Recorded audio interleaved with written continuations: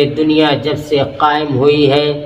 تب سے لے کر آج تک اس دار فانی میں بے شمار ایسے لوگ آئے جن کی سخاوت کی مثال دنیا پیش کرتی ہے، لیکن کوئی حضور پاک صلی اللہ علیہ وسلم سے بڑا سخی نہ آیا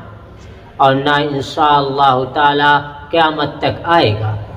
آپ صلی اللہ علیہ وسلم تمام لوگوں میں سب سے زیادہ سخی تھے۔ میرے محترم دوستو،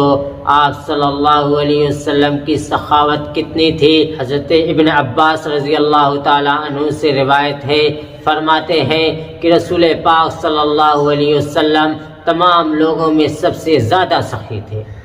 اور تمام دنوں سے زیادہ رمضان المبارک میں سخی ہو جاتے تھے،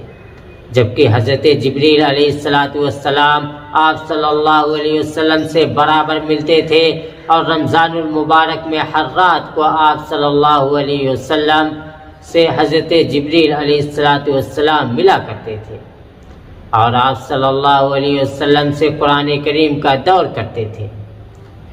پس رسول پاک صلی اللہ علیہ وسلم فائدہ رسانی میں باد نسیم سے بھی زیادہ بڑھے ہوئے تھے۔ حضرت انس بن مالک رضی اللہ تعالی عنہ فرماتے ہیں کہ رسول پاک صلی اللہ علیہ وسلم سے ایک شخص نے سوال کیا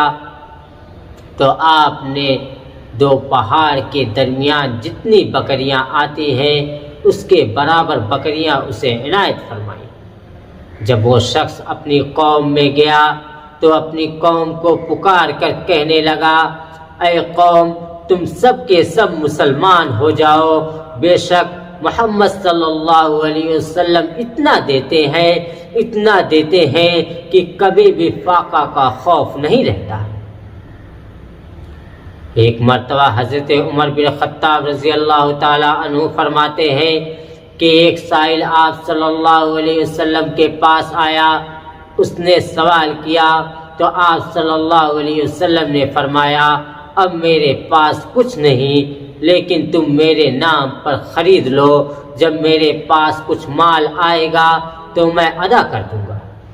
اس پر حضرت عمر فاروق اعظم رضی اللہ تعالی عنہ نے فرمایا کہ اے اللہ کے رسول،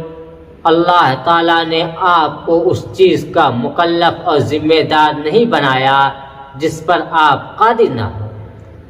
آپ صلی اللہ علیہ وسلم نے حضرت عمر فاروق رضی اللہ تعالیٰ عنہ کی اس بات کو سن کر ناپسند کیا تو انصار میں سے ایک شخص کھڑا ہوا اور عرض کیا، یا رسول اللہ،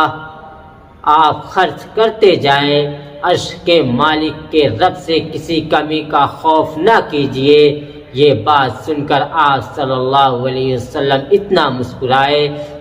مسکرائے کہ اس بات کی خوشی کے آثار آپ صلی اللہ علیہ وسلم کے چہرے اقدس پر نمودار تھے۔ اور آپ صلی اللہ علیہ وسلم نے فرمایا، مجھے اسی بات کا تو حکم دیا گیا ہے۔